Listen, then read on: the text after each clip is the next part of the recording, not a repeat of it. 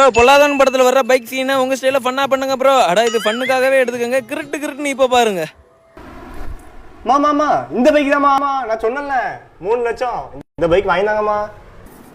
என்னது என்னல கேட்டா பைக்கா?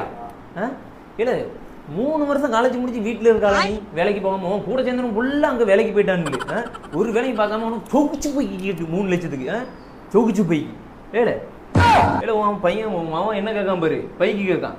வாங்கி கொடுக்கணுமா? உன் கரியர் தான் வாங்கி கொடுக்க முடியும்.